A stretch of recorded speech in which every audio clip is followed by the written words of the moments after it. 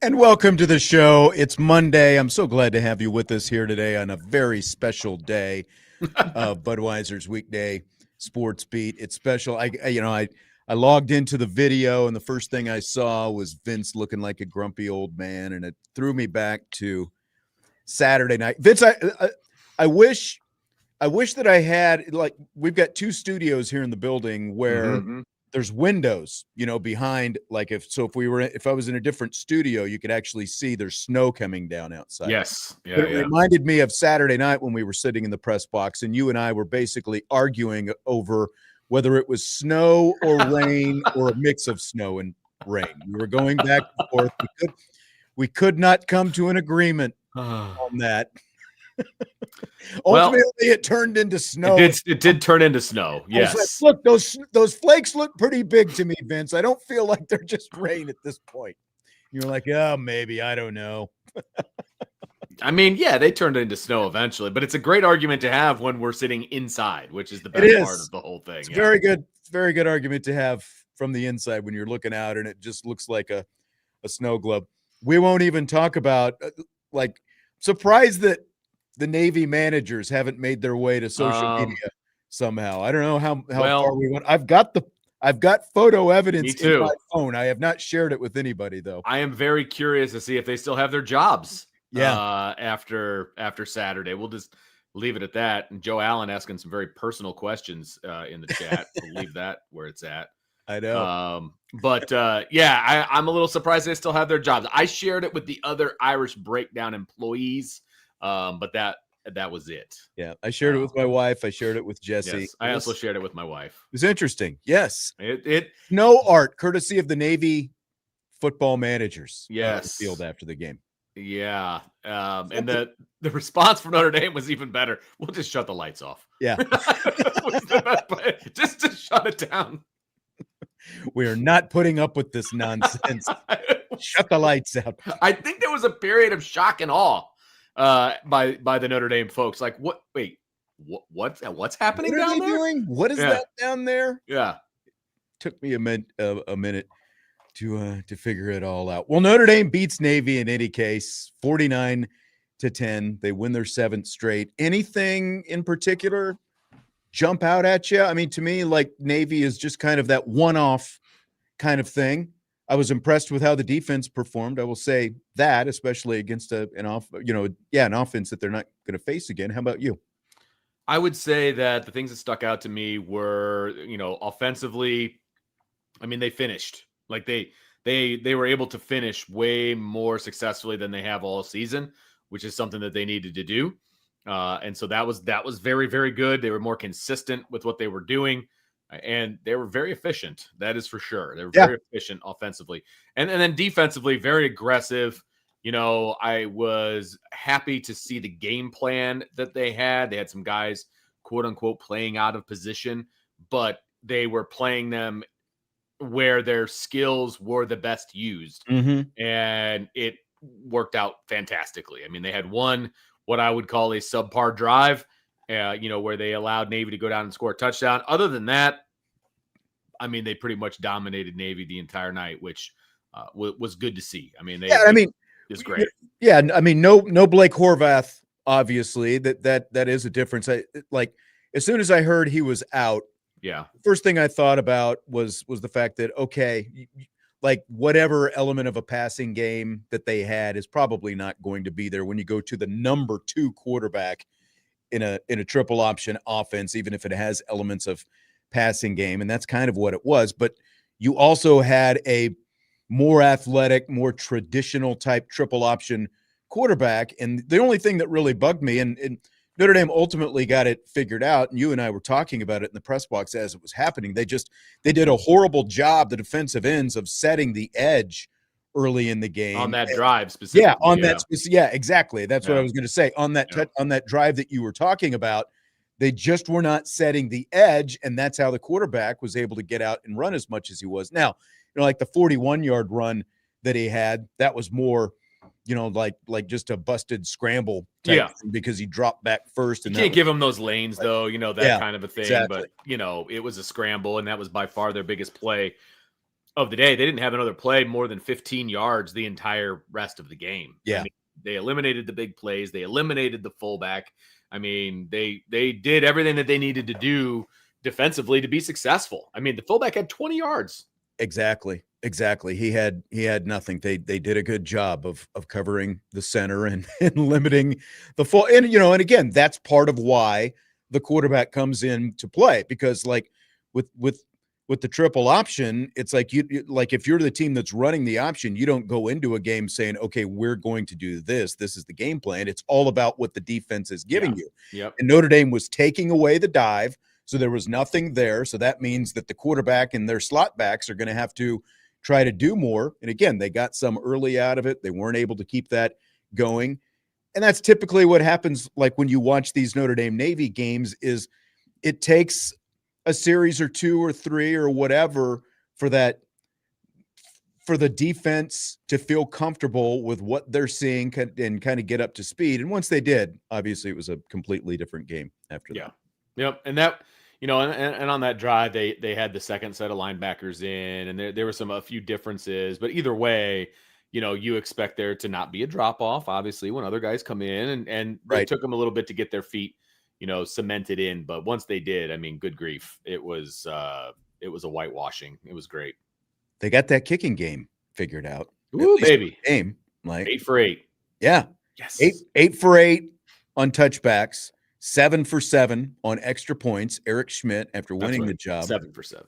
Well, you still 8 for 8. Yeah. Still would have fit on the touchbacks anyway. And look, he's always been able to hit touchbacks. Now, he's been a little erratic, I guess, at times when he kicks a couple out of bounds and things like that. But I mean, he was kicking the ball out of the back of the end zone. Like he was feeling it on Saturday, which was fantastic. And look, and I have been critical of Eric Schmidt and his place kicking abilities.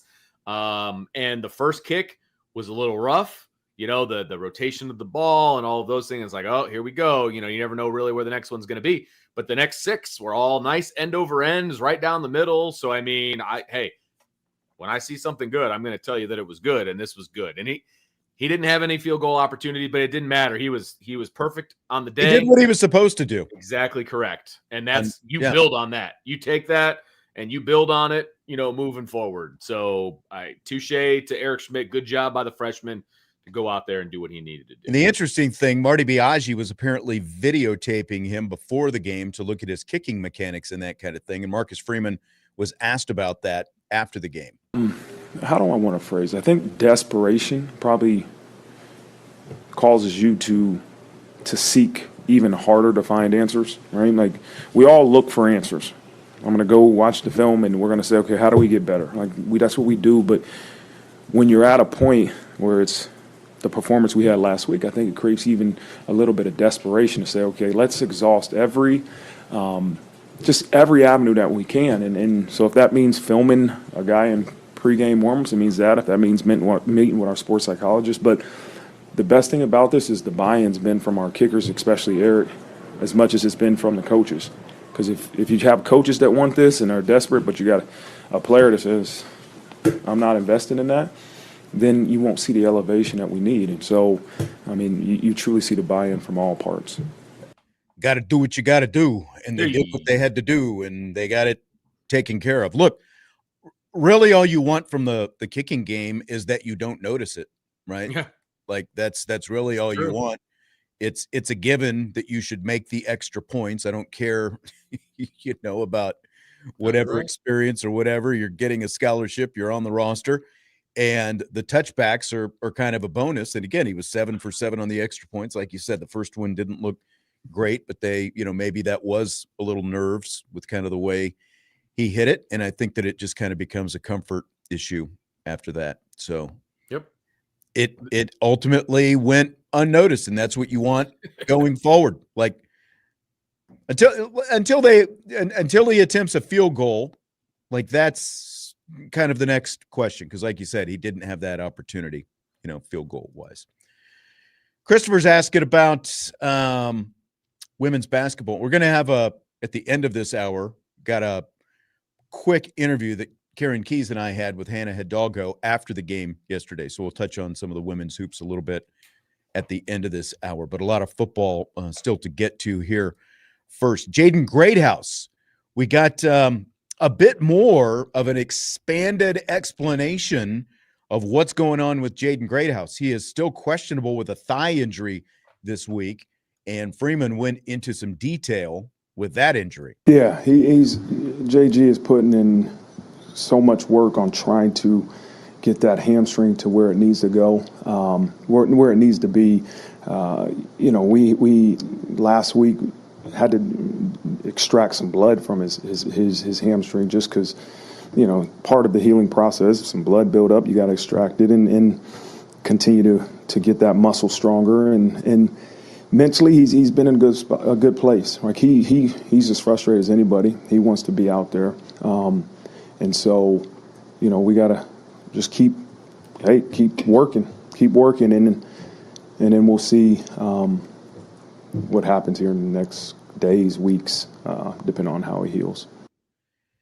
So that was interesting. And again, like there's been all this speculation, what's going on with Jaden Greathouse. People have been worried he's going to transfer because he played exactly 4 games, and you can obviously play 4 games and all this stuff going on. And as Salty Virginia Peanut says in the YouTube chat, there's no question about faking a serious / unhealed hamstring injury. Blood had to be evacuated from it. So that was an interesting update that Marcus Freeman offered there, Vince. Yeah, and we saw him out there catching balls and doing some things prior to the game before they went and put their uniforms on. They were out there in shorts and T-shirts and stuff. And he was out there running around, doing some stuff. And so I feel like his return is imminent, whatever that means. And when that means, I think the whole he's never going to play at Notre Dame again, I think that is blown way out of proportion. We've heard some people from his camp saying, he's not leaving Notre Dame, that kind of a thing. So I tend to fall under that category than I do. It's like they're not making up this injury. He's going to play in a Notre Dame uniform at some point, and his presence will be felt. Let's hope that it's sooner than later. I've never heard of blood have to be, needing to take blood out of the hamstring, to get it to heal. But it sounds like it's obviously pretty serious and lingering. And now I've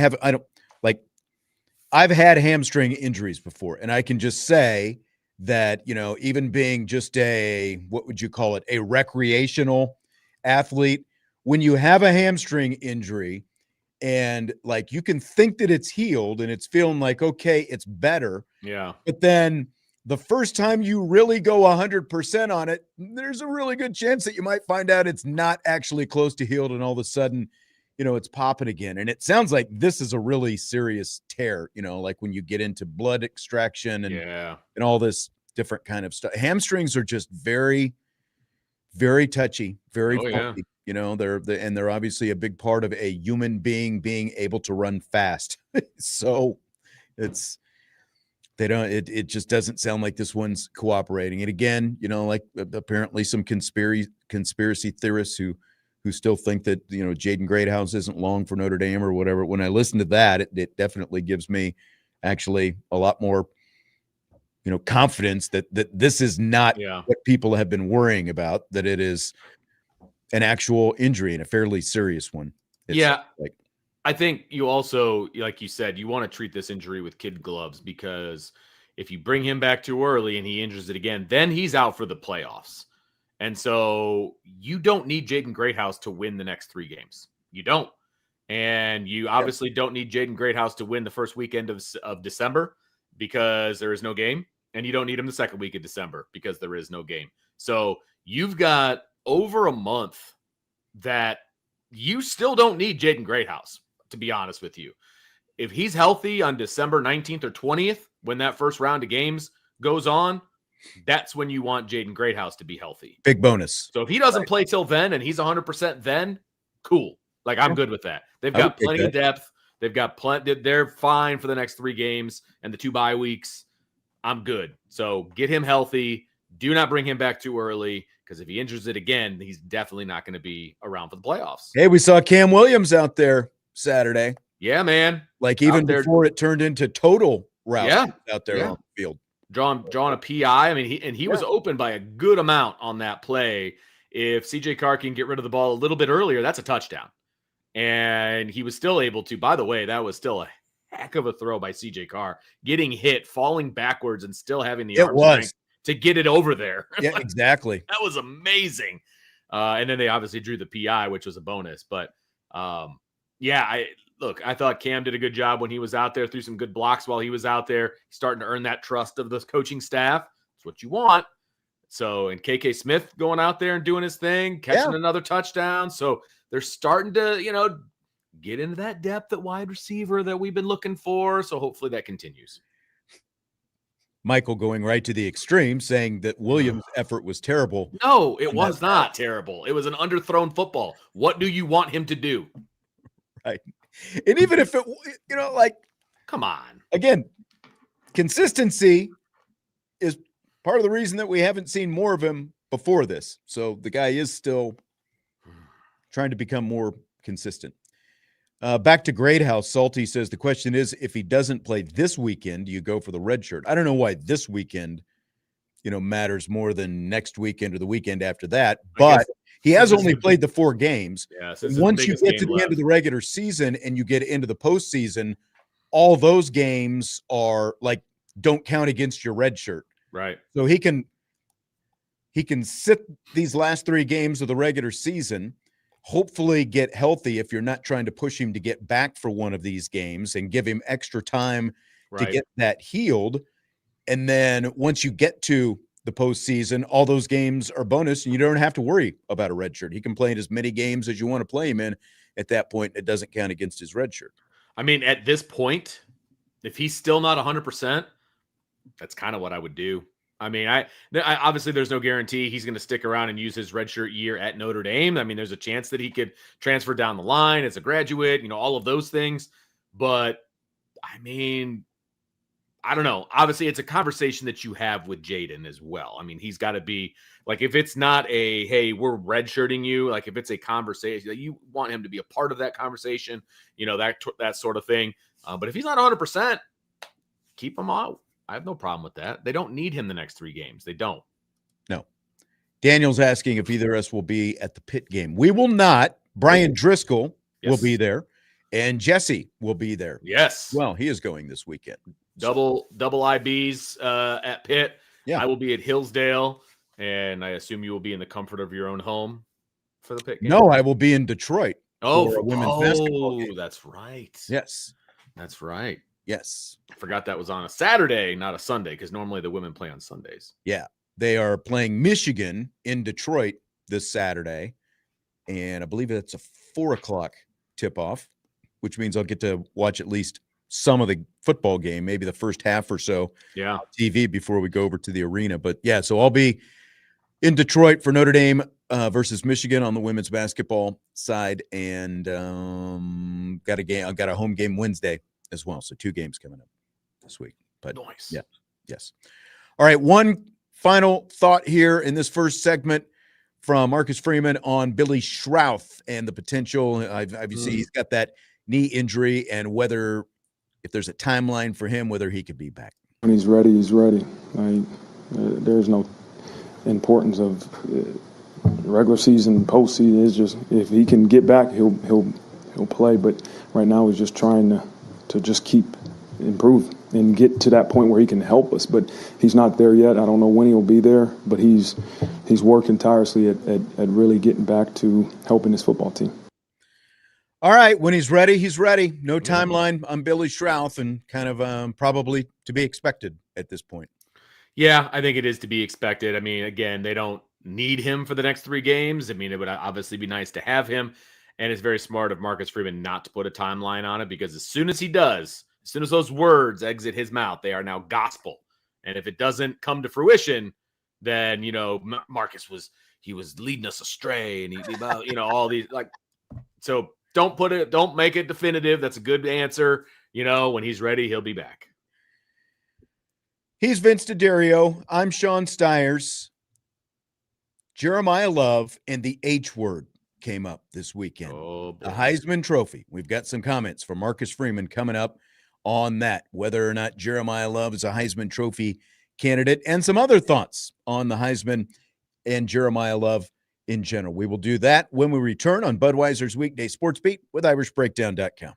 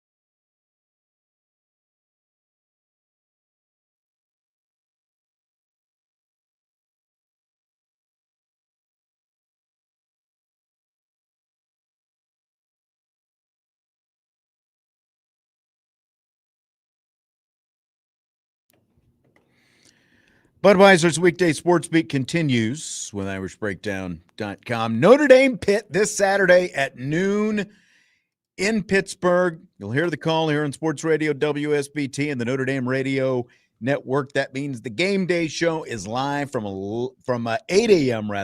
until 11 a.m. Eastern time. And you can hear that streaming at the Sports Radio WSBT app, sportsradiowsbt.com. We'll have some information later on in the week in terms of who the guests are and all that kind of good stuff. We've been listening to some comments from Fighting Irish head coach Marcus Freeman from his press conference today. I've got one here from the post-game press conference Saturday. Jeremiyah Love, after that spectacular touchdown run that he had against Navy, where he basically sat on the chest of a Navy defender. His knees and elbows never hit the ground, and so he spun off him and got up running and raced to the end zone. Freeman was asked if Jeremiyah Love is a Heisman Trophy candidate. In my mind, yes, he is. There's no question about it. He is, you talk about one of the best players in the country. If he's not one of them, then, it's hard to believe how many other players are that special. He's a special player, and he had a great week of prep, and again, he continues to do things that you haven't seen, but things you're just not surprised with Jeremiyah Love. I mean, it's kind of hard to be surprised by anything that he does anymore, isn't it? I mean, you missed half that play, remember? I know. Like, he's going down, so I'm like looking down to start to write something down. Then all of a sudden it's like, what? Hold it, he's still going. What just happened here? It was funny. It was good, though. But everybody felt like that because, especially from the 9th floor, in the press box looking down, looked like he was down. And then all of a sudden he's still running and the refs are running with him. It's like, okay, I guess he's going to score a touchdown. That's great. But, I mean, just another highlight reel to add to the reel. Or highlight play to add to the highlight reel. And that's what you need when you're a Heisman Trophy candidate. You need those highlights, and he definitely has plenty of highlights. It's just unfortunate that there are a couple of quarterbacks out there that are playing very, very well as two, and it's a quarterback award, unfortunately. And that's the unfortunate thing is, and I know we've talked about this before. I know Brian Driscoll talks about this a lot. The unfortunate thing with the Heisman Trophy is it is predominantly a quarterback award with very few exceptions. Obviously, yeah. Travis Hunter won it last year because he's a unicorn. The fact that he played so much on both sides of the ball and excelled on both sides of the ball, and he ended up being the number 1 overall pick in the NFL draft, and the team that drafted him there traded up to get him. But since 2000, the turn of this century, from 2000 through last year, there have been 4 non-quarterbacks who have won the Heisman Trophy, which is insane to me. Mm-hmm. Travis Hunter and 3 running backs. And you've got to go back 10 years since the last running back, Derek Hunter. Then you have to go back 6 years before that to Mark Ingram. And then you go back to 2005 to Reggie Bush. Those are the 3 running backs who have won the award since 2000. Like, if you go and look at the Heisman historically, they're like, look at the 1970s, especially, and then, even into the 1980s, a lot of great running backs were winning the award. It was almost a running back award at one point, but it has just turned into essentially best quarterback on the best team, unfortunately, is what the Heisman Trophy has become, Vince. Yeah, no, I agree completely. And it's a shame because it's supposed to be the best player in college football, not the best quarterback on one of the best teams in the country. I mean, bottom line. And it is very unfortunate because of what Jeremiyah Love is doing, the highlights that he has, the games that he has, the game-changing plays that he has. It's kind of going unnoticed nationally. And a lot of people give Notre Dame a hard time for not pushing his story more. I don't know what else they can do. I mean, how many different songs with the word love in them can they play in the stadium? You know what I mean? It was like, that's all we heard. Honestly, I wish there was more of a variety of songs with love in them. In the stadium. I mean, it's just over and over and over, and they put it out on social media and they do all these things. So I don't know what else you want Notre Dame to do specifically outside of, make hats that say 4 trucking instead of 33 trucking or whatever the case may be. But it's not a team award. Stay away from like that. like it didn't help that Josh Adams in November, his numbers went down and he didn't have those highlight reel type runs. But I just like the whole 33 trucking thing. It's not a team award. It's an individual award. And, I don't know, like I haven't seen any Jeremiyah, all you need is love, type Heisman type hype going on right now. I did ask Marcus Freeman 2 Heisman Trophy related questions today. And the first one, I referenced the question that he just answered there about is Jeremiyah Love a Heisman Trophy candidate, but I also prefaced it with kind of what I just said. This has become a quarterback award because of the fact since the turn of the century, only 4 non-quarterbacks, 3 running backs have won the Heisman Trophy. It has become, best quarterback on the best team.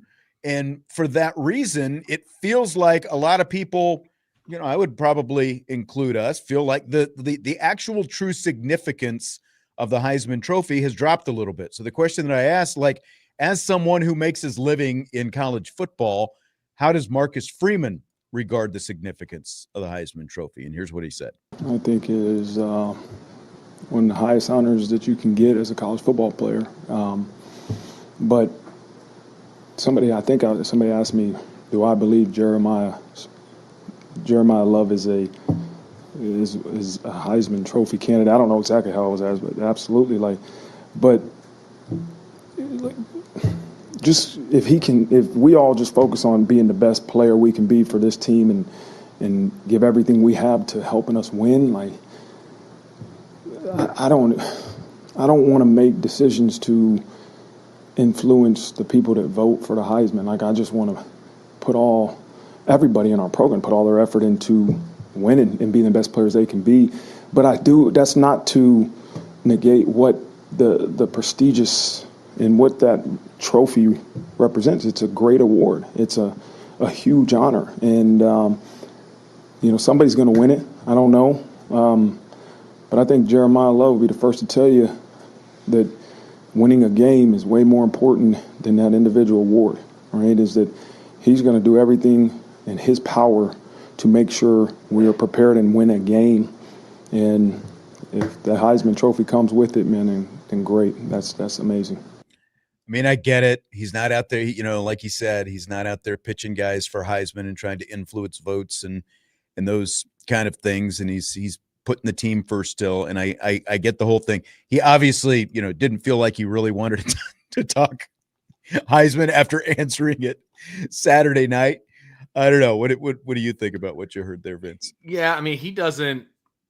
It's Marcus Freeman's MO that he's team over player, always has been, always will be. And exactly. That's always been his MO.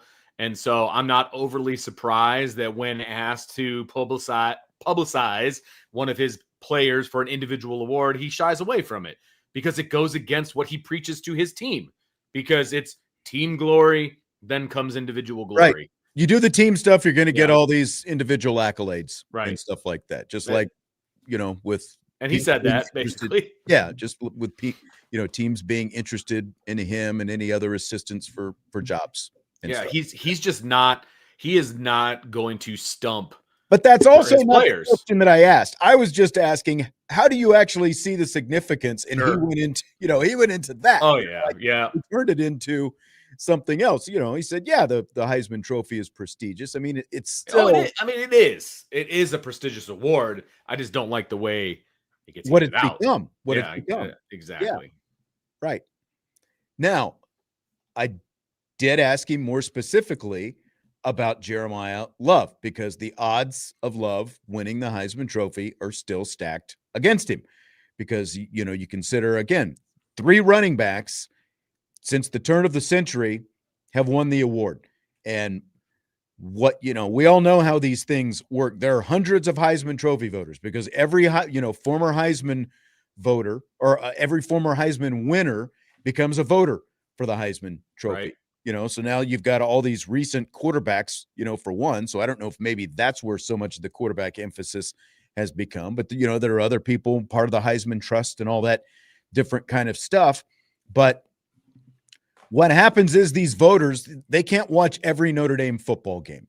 And what they do is they end up looking at a stat sheet and they say, how do these stats, stack up to these stats? Because they're not watching every game. So the question that I asked was, what does Jeremiyah Love bring beyond the stat sheet? That beyond, just beyond what shows up on the stat sheet. So here's his answer. Is as special a football player as I've been around, and every time he has the ball in his hands, he can make something positive happen. Right? He is as dangerous of an offensive weapon probably that I've been around, and so that's the thing the value I see in him for our team is you can put him at wideout, you can motion him from the backfield and throw him the ball, you can hand him the ball, and he's going to make something happen, right? And as long as we all work together, our line's got to protect and block, and there's a lot of people that go into making sure he has success, but I'm just talking about one-on-one. Like, he is as skilled as I've ever been around, and he works his tail off to prepare to put on a performance on Saturday like he usually does. What do you think, Vince? I think that he is doing everything in his power to show everybody that he's the best player in the country, and that's really all that he can do. But Here's the bottom line. I just pulled up FanDuel, and obviously... Yeah, I've got it, because people have been asking who's the favorite, blah, blah, blah. We're trying to have a conversation here. Go ahead, though. I know. So I pulled it up, and, the fact that Julian Sayin is the favorite right now on the quarterback FanDuel, of the number one team in the country. Right. Go figure. Fernando Mendoza, the second best odds. Correct. The quarterback of the number 2 team in the country. Go figure. Yep. Ty Simpson, Reed, the quarterback of the number 3 team in the country, has the 4th best odds. Right. The fact that Diego Pavia has better odds than Jeremiyah Love is asinine. And I hope that word is okay, but it is ridiculous that he has better odds to win the Heisman Trophy than both Jeremiah Smith and Jeremiyah Love. Right. Are you kidding me? Gunnar Stockton even has better odds than Jeremiyah Love. Correct. No. Ridiculous. This is my point. This was the intention of the question, because, look, we've watched Notre Dame all season long. We've seen what Jeremiyah Love can do. We've watched these last 2 games. How have teams chosen to defend Notre Dame? To take away Jeremiyah Love, to take Jeremiyah Love out of the game and to try to make him a non-factor. That has been the entire game plan of the last 2 defenses that Notre Dame has faced. And as a result, what has happened to both of them? CJ Carr has ultimately torched them downfield because they've had to make that decision. But their choice, they feel like it is a better choice to roll the dice on CJ Carr and the Notre Dame wide receivers' arms than press your luck with Jeremiyah Love and play your safeties too far back. And they're like, Navy was just basically telling Notre Dame most of the game, go ahead and throw over here. Go ahead and throw to the boundary. Okay, how'd that work out for you? But that's the impact that you can see from Jeremiyah Love just in the way these last 2 specific defenses, Boston College and Navy, have chosen to try to defend Notre Dame.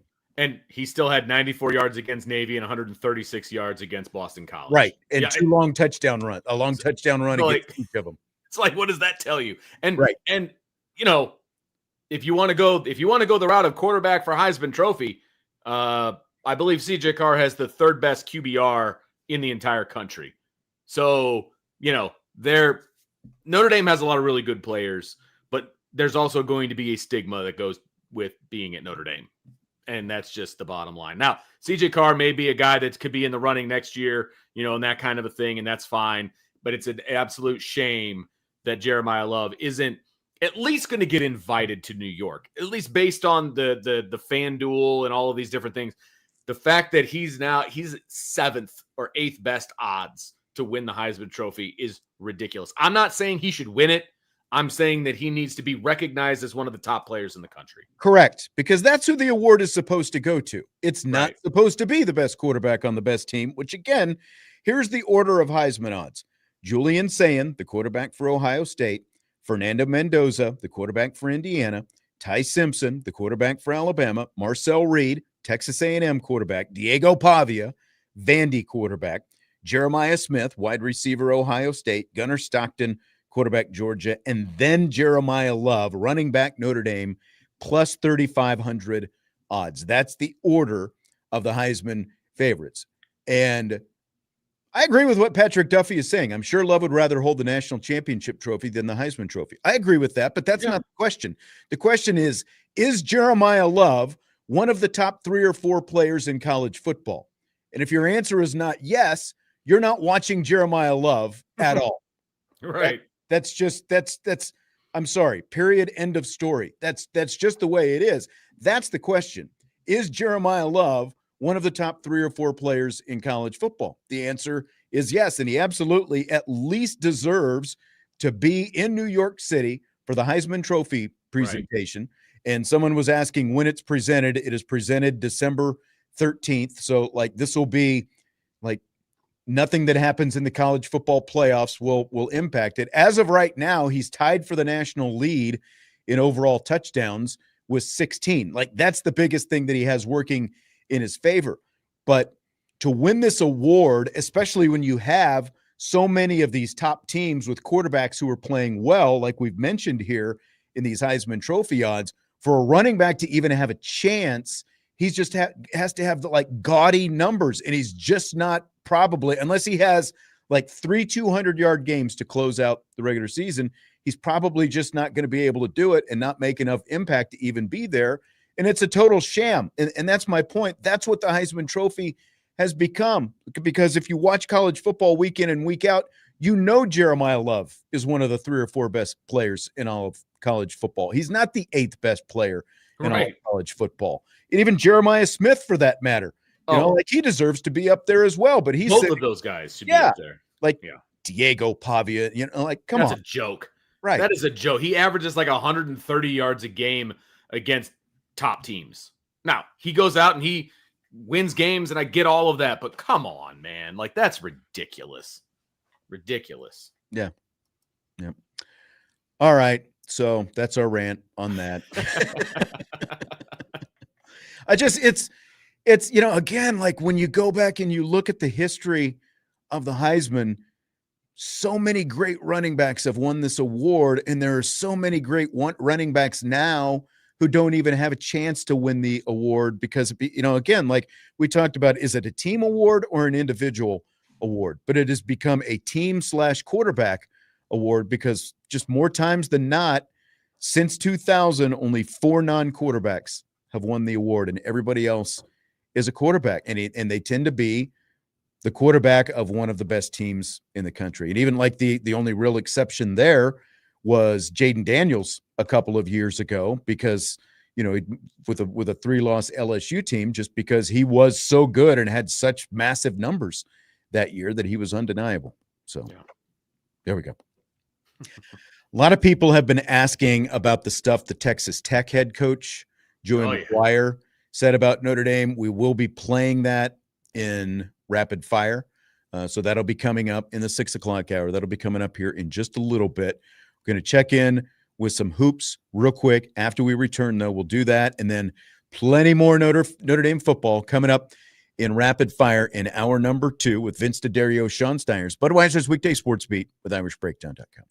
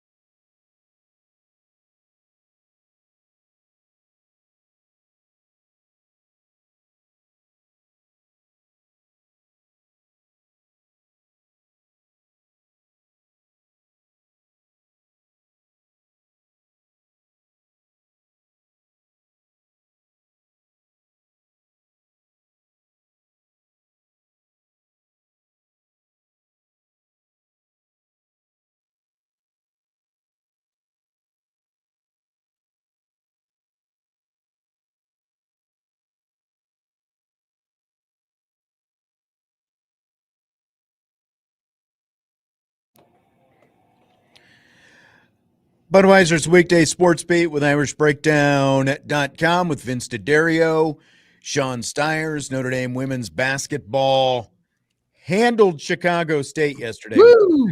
58. It was over pretty quickly, to be quite honest.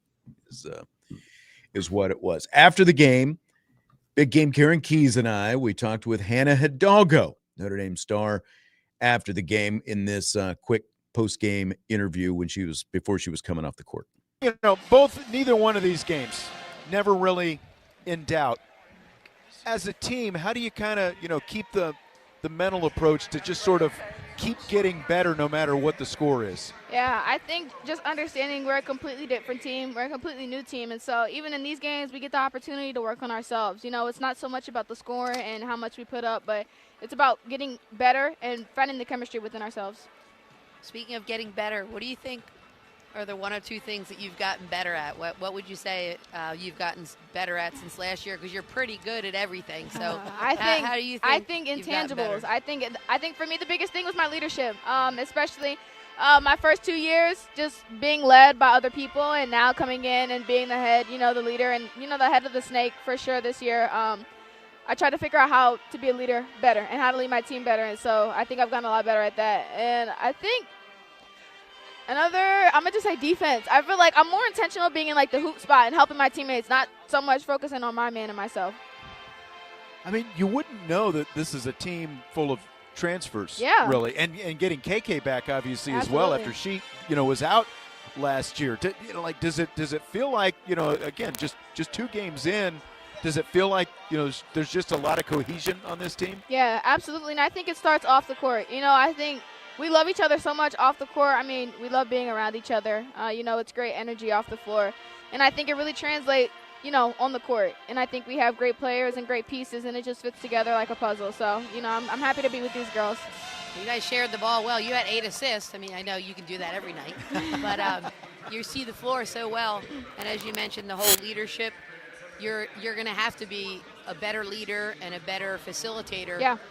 Even though if the game calls for scoring, you can do that too. Mm-hmm. But what's been the biggest thing you think about why you guys been able to, after all the All-Americans you lost last year, why do you think you guys can mesh this year and go far?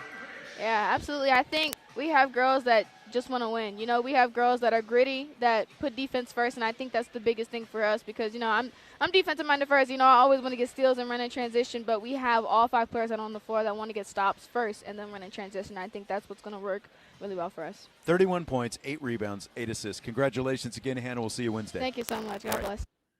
All right, that's Hannah Hidalgo.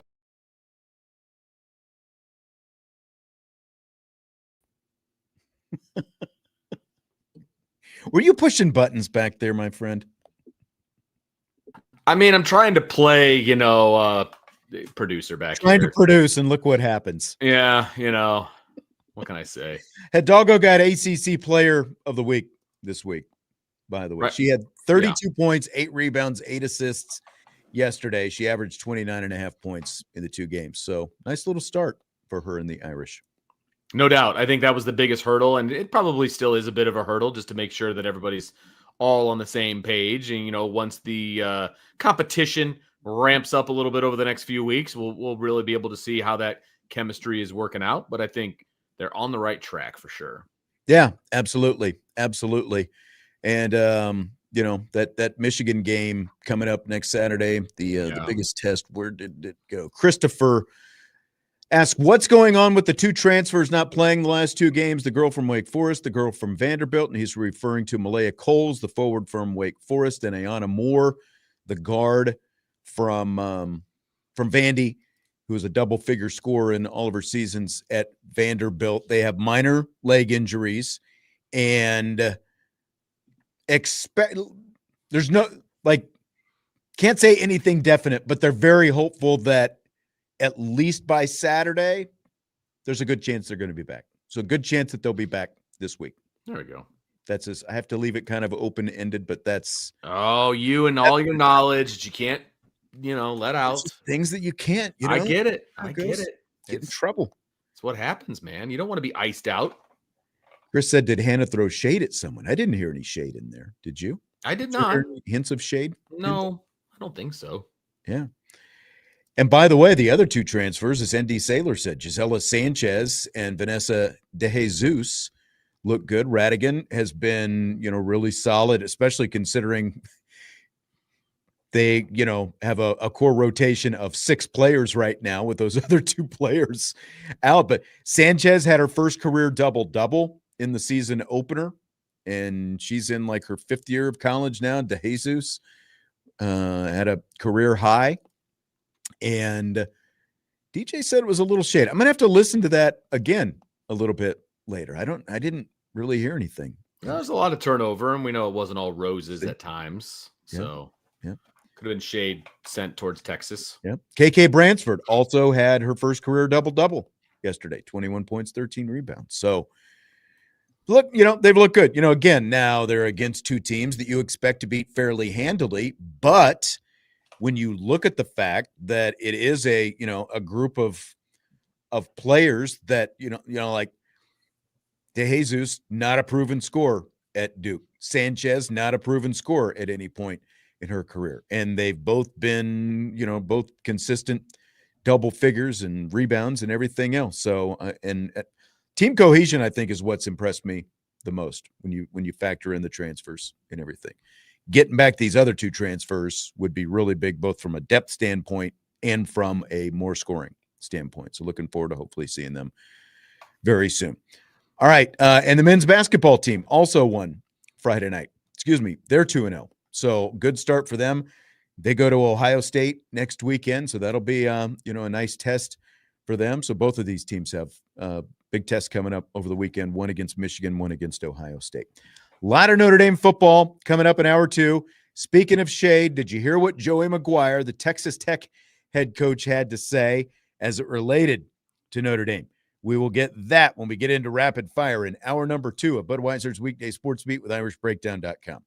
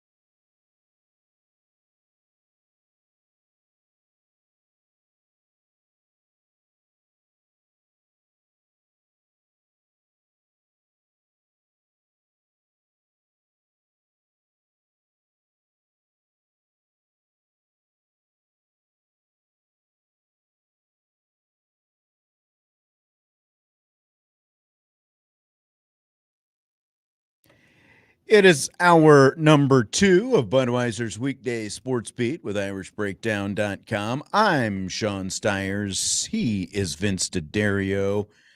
And Vince, I was listening to the last half of that Hannah Hidalgo. Oh, you went back already. During the break. And I can see what people were saying. You know, she was talking about people who want to play defense first and how well they get along on and off the court and all that kind of stuff. So maybe, I don't know. If you missed it, go back and listen to it and you be the judge yourself. I can see that. I could also see why she might not be super happy. Like with some of the people. I could see that. And you know what? I'm okay with a little bit of shade too, to be honest with you. DJ said he listened again and maybe it's not shade. I can see it either way. Yeah. You know, I can see it either way. Like if you can read into it, I think what you want to read into it. But yeah, like as DJ said, it was in either case, it was painting as a positive for this team. I think that was maybe why I didn't hear the shade the first time. But all right. It is rapid fire time, Vince. Fill in the blank. College game day at Notre Dame's game at Pittsburgh this week is blank. An interesting choice, I'll say. That's my fill in the blank. I mean, there's some big games going on now. They're games that are in places that they've gone before, you know, and things like that. So they're obviously trying to mix it up a little bit, and I can respect that. This is still a ranked opponent. There's you know, CFP implications, you know, all of those things. And the cherry on top is that's where Pat McAfee's from. So true. I didn't even think about that. I'm sure that's part of it. Good call. Good call. So I was not expecting it. I'll just say that. I was not expecting that to be the choice. I wasn't expecting it either. I was very shocked. And then, you know, so I guess my answer is shocking. I'm shocked.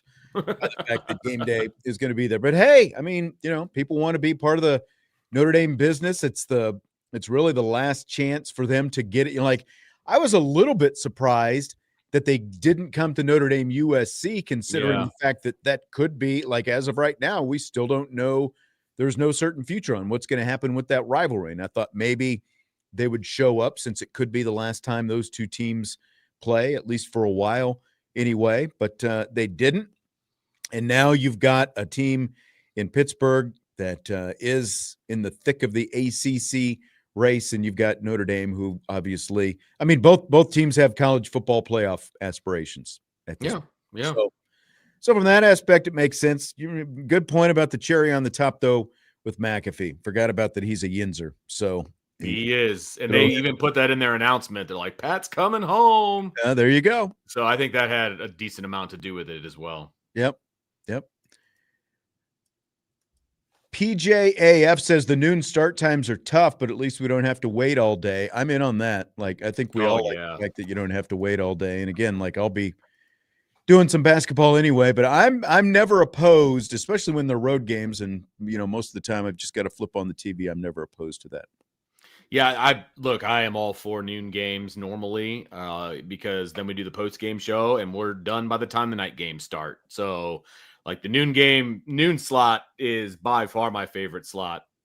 No questions asked, but they don't ask me. And this particular time, I was hoping for any other time besides noon so that I could watch the game and do the post-game show and all of those things. And now I can't because it's at noon. But the one time I didn't want it at noon, they put it at noon. It's like, okay, thanks, guys. Michael said, if I was the Notre Dame AD, I would schedule as many noon games as possible. Love these early starts.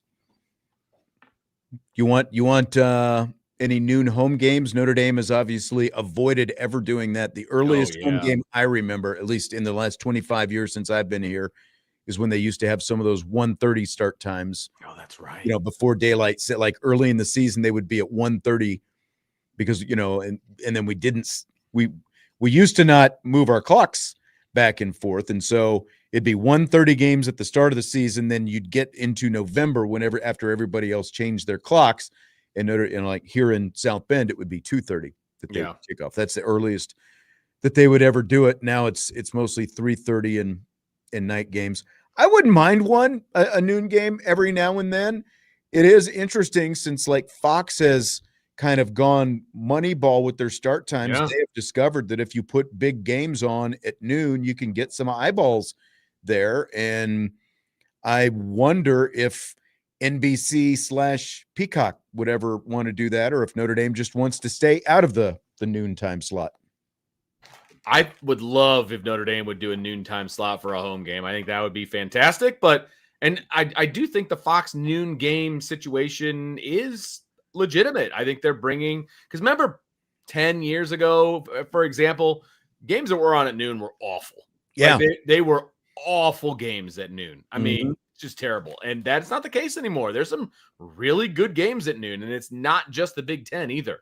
And so I think people are starting to warm up to the whole noon thing. I could see Notre Dame doing a noon game at some point. I would rather the Navy game over the weekend have been a noon game as opposed to a primetime game. I think a lot of people were scratching their heads like, why is Navy primetime? But they obviously wanted another primetime game. But again, like it just feels like with what you have with Notre Dame's schedule that, you know, that's like another TV window that NBC could potentially be capitalizing on, because they have some flexibility there since, you know, they obviously have, you know, Big Ten games and stuff like that as well. But I've always traditionally like in terms of going, never been a fan, but when I'm watching, you know, on TV, it's pretty cool. But at the same time, I think most people like wouldn't mind being, you know, having the game done by 3:30 or 4 o'clock. Well, and it allows you to watch a lot of other football too. Exactly. You know, and not that you can't watch other football when Notre Dame is slotted at a different time, but I just like getting the anticipation over with, you know, a little earlier, you know, and then you can just sit back and relax and watch games. I don't know. You know what game was at noon this past Saturday? Texas Tech BYU. Yeah.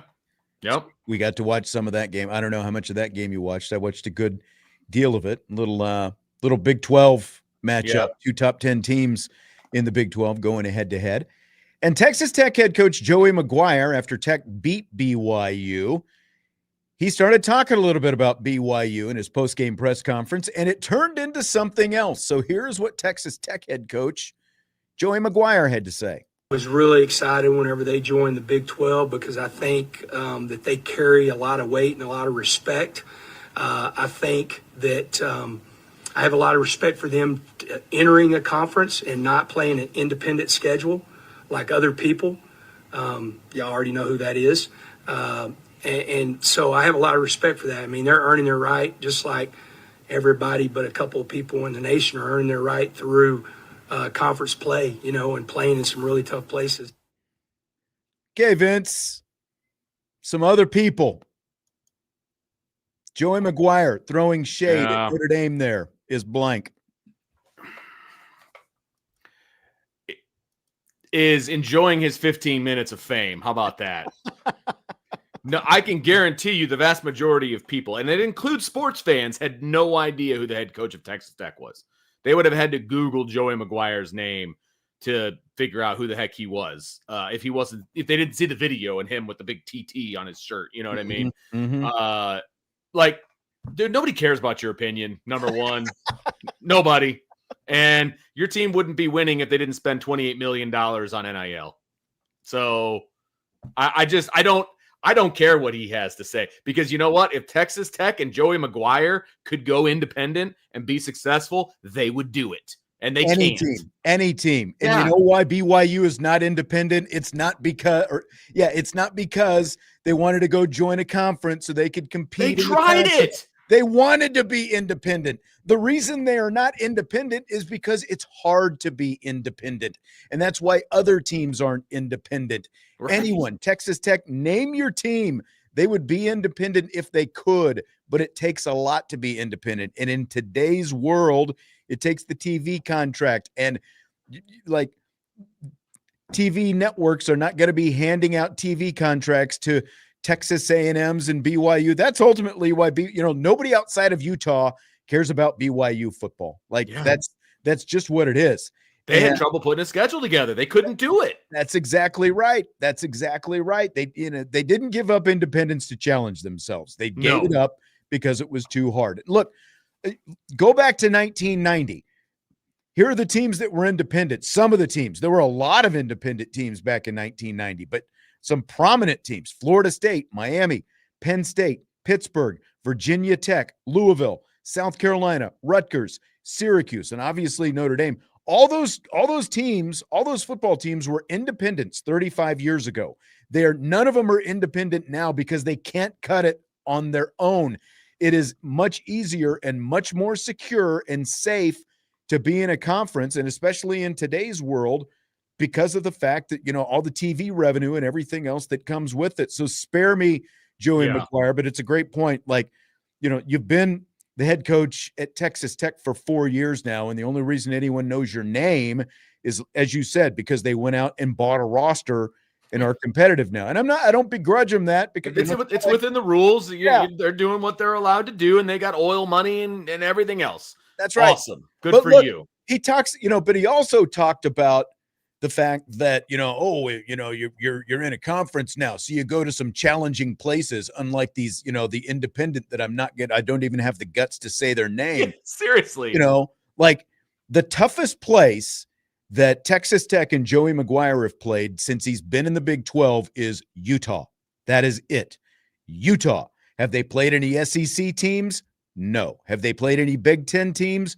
No. Notre Dame played 2 of each this year, as well as the best group of 5 team from a year ago in Boise State. Notre Dame, in the same time that Joey McGuire has been at Texas Tech, has played at places like Texas A&M, widely regarded as one of the toughest places to play in the nation. They have played at Ohio State. They have played at Miami. They have played at Arkansas. They have played at USC. They have played at Clemson in the same time period that McGuire has been at Texas Tech. And again, the toughest place he has played is Utah. I'm sorry. Kansas, West Virginia, Baylor don't stack up, in terms of tough places to play compared to the ones that I just rattled off there that Notre Dame has played in the same. So spare me because you're in a conference. Again, all these coaches, live under this little umbrella that we're in a conference, so it's tougher for us. Give me a break. And they also have series coming up where they're going to go to Alabama. They're going to go to Auburn. And they Texas. And Texas and Michigan. And they got a 12-year contract with Clemson. Tell me, Texas Tech, if you go independent, you think those schools are going to be lining up to play home and homes with you? They will not be. And you'll be begging to go back inside your conference.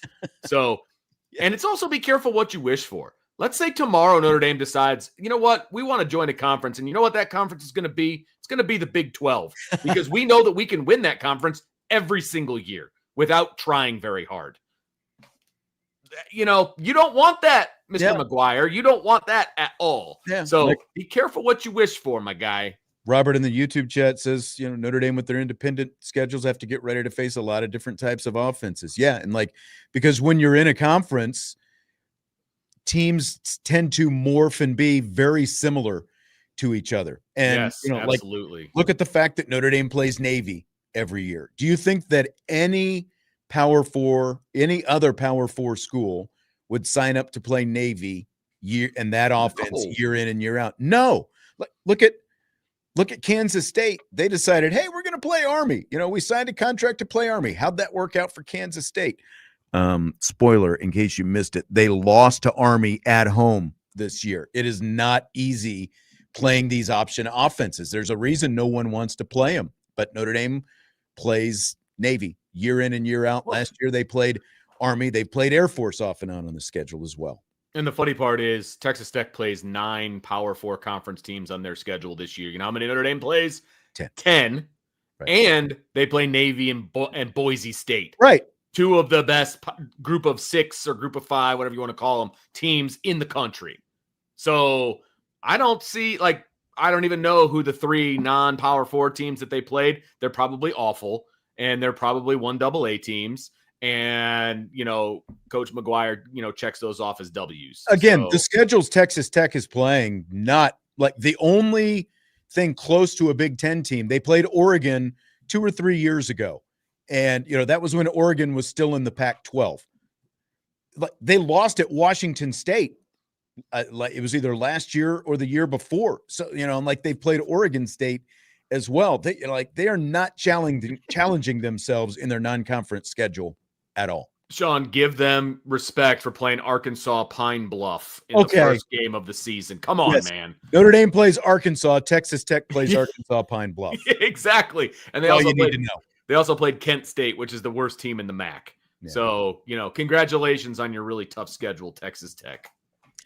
ND Sailor says, assuming Notre Dame gets in the playoffs, would you rather play Texas Tech or Oregon? Well, now after this, I think everyone would rather play Tech, right? Sign me up for Texas Tech. And honestly, sign me up for whoever the Big 12 puts out there, because BYU was talking all kinds of crap all last week, and now Texas Tech is talking the crap. So it's funny how all these teams and all these fan bases who were talking about Notre Dame's ranking last week, most of them lost last week. Correct. The ACC has gone from the potential of getting 3 teams in the playoff to they might actually be lucky if they even get 1 in the playoff, depending on, because Duke has 4 losses right now, but Duke is still in the running to win the ACC. So if they end up winning the ACC, could they end up being the 6th highest ranked conference champion? Because you still have to be one of the 5 highest ranked conference champions to get into the playoffs. So could a couple of these group of 5s actually pass them up? I don't know if it would come to that, because the committee can manipulate the rankings when it in any way they want. It's I will say, I do think Texas Tech is if Texas Tech and Oregon played head to head, I would probably pick Texas Tech right now. So if to answer that question about Tech or Oregon, I would probably actually rather play Oregon, just from how good is the teams? They're both still good teams. I'm not saying Oregon isn't any good, but Oregon would probably be the team that I would pick between those two. But I will say this. Let's say that Notre Dame has to travel to Texas Tech in the first round of the playoff. If that's the way everything shakes out, it's like an 8-9 matchup or something. I would have no problem going down there to play football. None whatsoever. They got a quote unquote small stadium for a Division I team. It's like 60,000. No problem.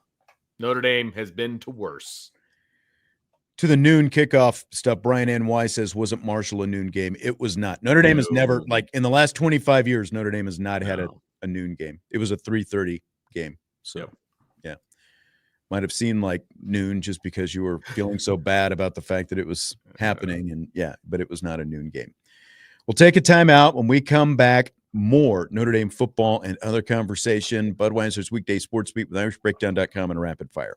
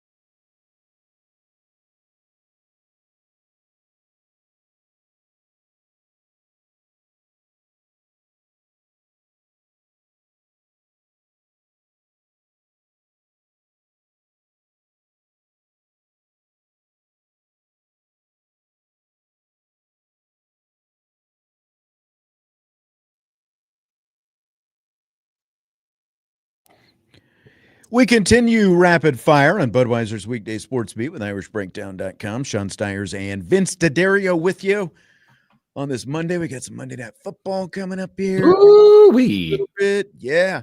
Yeah, baby. Wasn't that on ESPN? Because I still don't think I can get that. It is. It is on ESPN. Yeah. I didn't think you had YouTube TV. That's what I'm working with these days, sir. Unfortunately. Oh, okay. Yeah. Sorry to hear that. It is what it is.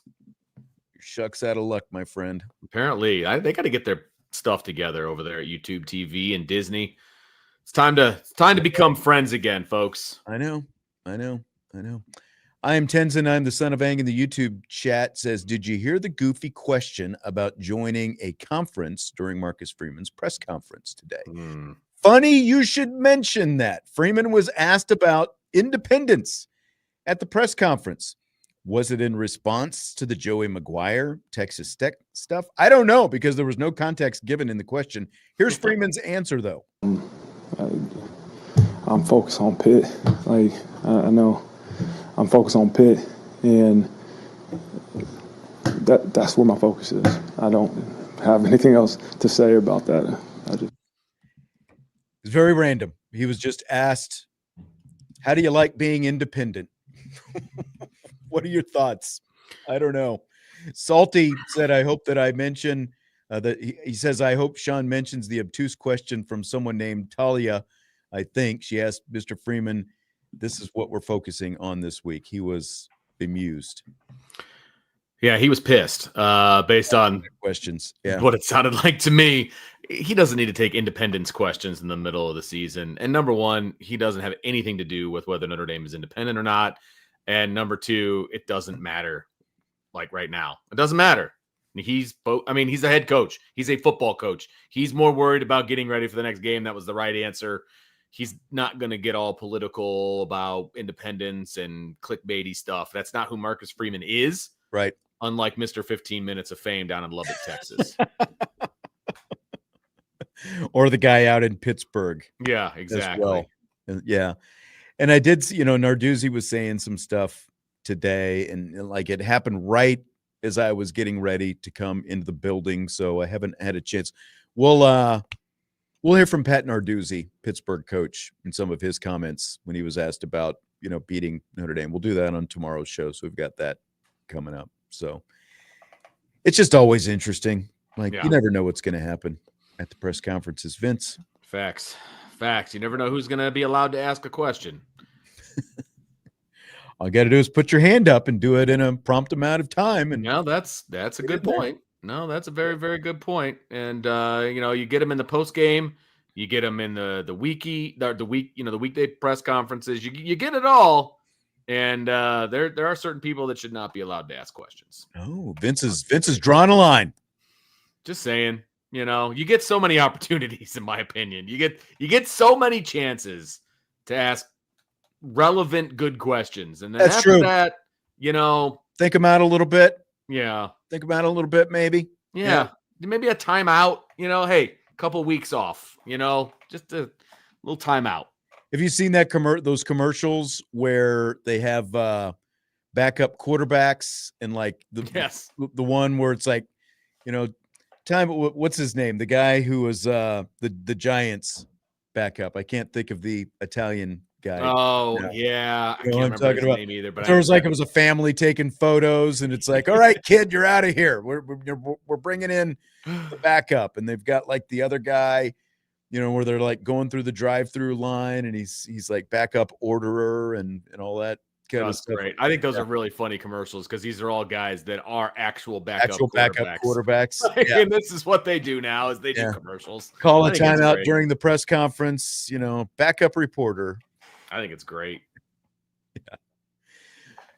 Yeah. The second college football playoff rankings come out tomorrow night. Of course, Notre Dame was number 10 in the first rankings last week, which would mean a matchup with the number 7 seed and a potential second round game against the 2 seed, which as of right now is Indiana. So my question for you, Vince, we pretty much expect Notre Dame to go up in the rankings since BYU lost this week and Notre Dame won. Would you rather be the 10 seed, play on the road in the first round and play the 2 seed in the second round potentially, or possibly be the 8 seed, which means you get to host, but you also face the number 1 seed in the second round? It's a really, really good question. It's all about the matchups for me. I would love to obviously have Notre Dame host, so maybe be the 8, but that still is the same game. I mean, it's still the 8-9 game, and you still have, the number 1 team just sitting there waiting for you, and right now that's Ohio State. And that's obviously been a bugaboo for Notre Dame.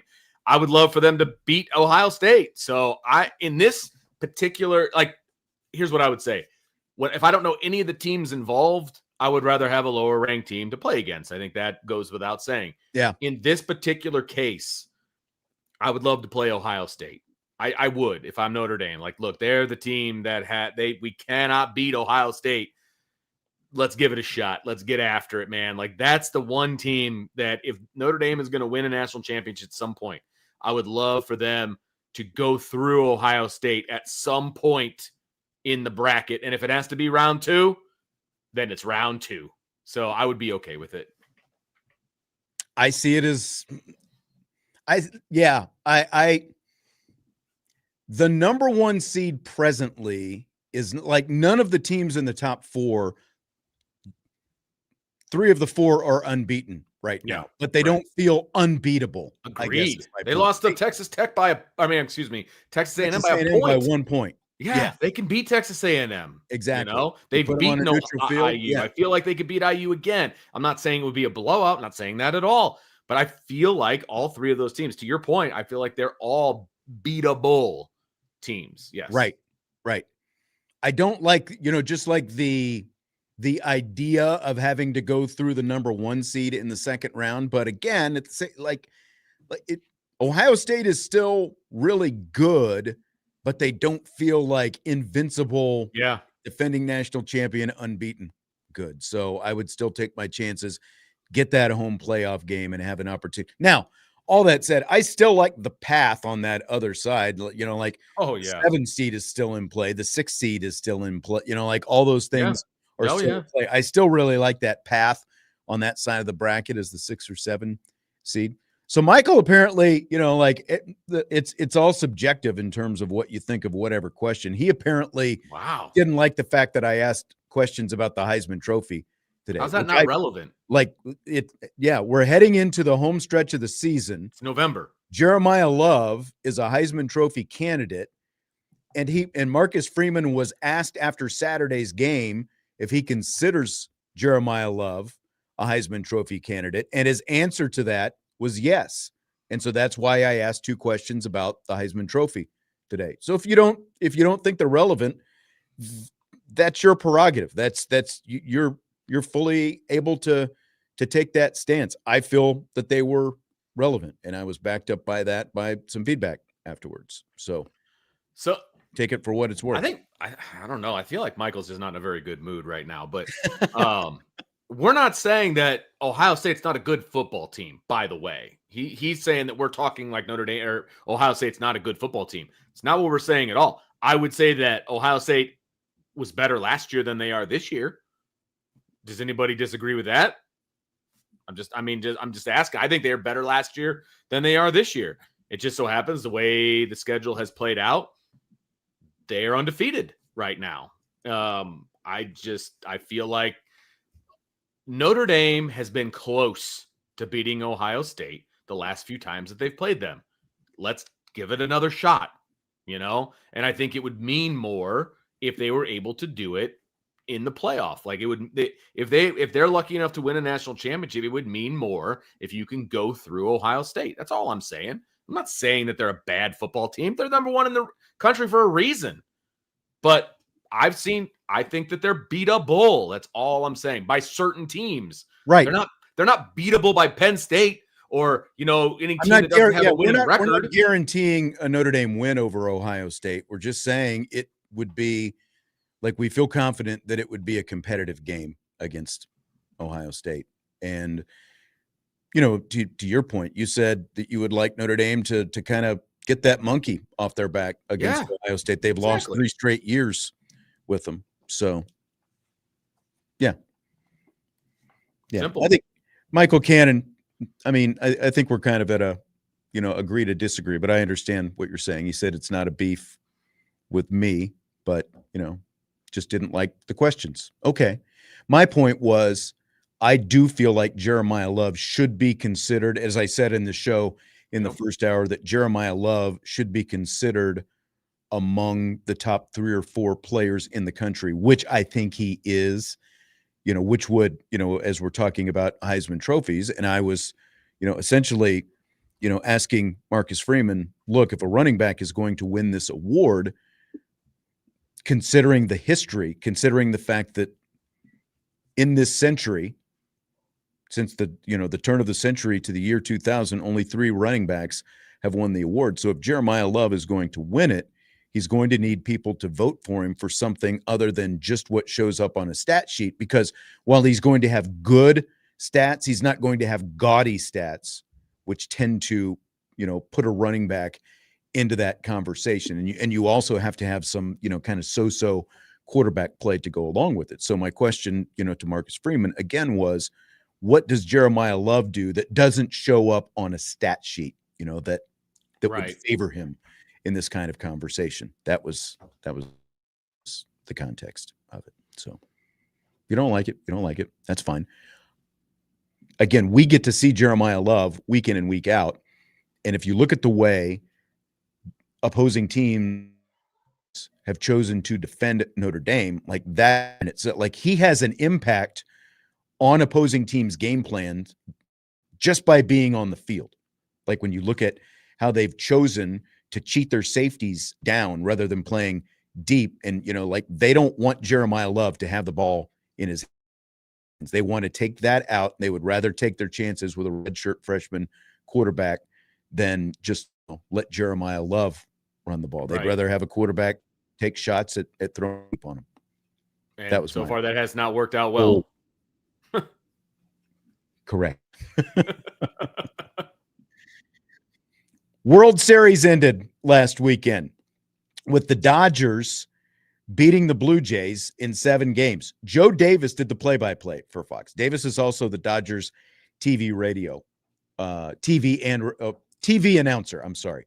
And he emceed the Dodgers celebration parade back in Los Angeles. So Chris Magdog Russo had something to say about that on his Sirius XM radio show. National broadcaster, and you're the voice of the sport on the big stage when you did 1 million playoff games, and then they in one of the crippling losses that a franchise is going to have in the history of the sport, that's as bad a loss as you're ever going to have. And I got Joe, basically the body's not even cold yet, and I got Joe at Dodger Stadium doing the freaking Dodger parade. Oh my God. That's bad. I'm sorry. I don't care what you say.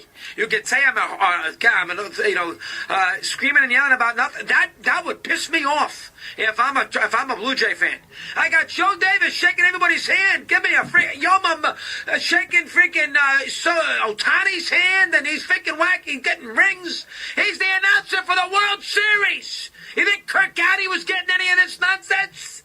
You think Garagiola was doing the parade in '82 with the Cardinals? Oh, my God. And he's got the trophy right there. God, if you're a Blue Jay fan, you're vomiting right now. That is bad. I don't care what you say. All right. So Chris Russo obviously does not like the fact that Joe Davis emceed the World Series parade. What do you think, Vince? Okay. He's the national TV play-by-play announcer for Fox. He is also the Dodgers regular play-by-play announcer. So after calling the World Series on Fox, he goes home and he's emceeing the Dodgers World Series parade. You good, or you in or out on him doing that? Well, I'm out on listening to him scream at me. Holy cow. Why do you say that? Why do you say that, Gosh, I realize that's an acquired taste right there. I could not, whether he's making a good point or not, I could not listen to that. Okay. So I didn't watch a second of the World Series, so I don't know if his broadcast for the World Series was in any way homerish towards the Dodgers. I'm sure that he was professional about it, and it went both ways and all of those different things. Yeah. So let's assume that that's I found it to be that way. Okay. What I saw. I didn't. I appreciate that. Again, like if you're a fan of one of the teams, you're automatically going to find I'm sure, especially if you're a fan of the Blue Jays, you're going to find bias. You don't hear near that kind of talk about Joe Davis the way you heard with Joe Buck, though. Right. That way. Okay. That's 100% fair. Like he was like in the ninth inning before the Dodgers, there was like one out in the ninth. The Blue Jays are up by a run before the Dodgers got the home run in the ninth inning to tie it and send it into extra innings. I mean, he's starting to go, like wax his poetic about all these great things about the Blue Jays and the last time they won the title in 93 and all this. Like Joe Davis was going down that road. I don't have a problem with him because if he's the national Fox guy, it just so happens the Dodgers made it to the World Series. Like, it's unfortunate because you don't want to have any, potential bias, from a call. Any hint of it. Yeah. Right. So having that kind of in your back pocket's not great, but he didn't make the Dodgers get to the World Series. That's just the way it went. And if Fox is going to have him be their national guy, then you have that possibility of that happening. Him doing the parade, I have zero problem with that. Who did the Cubs parade in 2016, Sean? A little pop quiz for you. I don't know, actually. Pat Hughes. Pat Hughes is the Cubs radio guy, though. But that's what I'm saying. This guy's the Dodgers radio guy. So what's the problem with him doing the parade? He's the Dodgers radio play-by-play guy. He's employed by the Los Angeles Dodgers, and Fox knows that going in. Like, pretty much all of these guys who are doing TV nationally for whichever outlet are also the regular voice of whatever. Somebody. They're also doing a team. Yeah. Right. Like Boog Sciambi, the Cubs TV guy, is doing network radio, I believe, for ESPN during the World Series and that kind of thing. It's not a great look, the fact that you were just doing it, but I'm not nearly as put off by it, obviously, as Chris Russo is put off by it. Again, it's unfortunate, I suppose, but I'm not getting all bent out of shape for it. And if he's a Dodgers guy pretty much throughout the whole season, then he's the guy that does the parade. That's how it works. Right. Like, that's what you do. Like I said, Pat Hughes did the Cubs. Right. But the difference is Pat Hughes isn't doing national TV. So Fair enough. But I bet you if the Cubs win the World Series, Boog Sciambi is going to have something to do with something at the end. You know what I mean? And he will probably have done, like you said, the radio for the World Series. So, like, I guess it's just the way it is now. There's just a lot of sharing going on because there's not a lot of good play-by-play people out there, I guess. I don't know. Let's take our last break. When we come back, we will wrap up some rapid fire. Budweiser's Weekday Sports Beat with IrishBreakdown.com.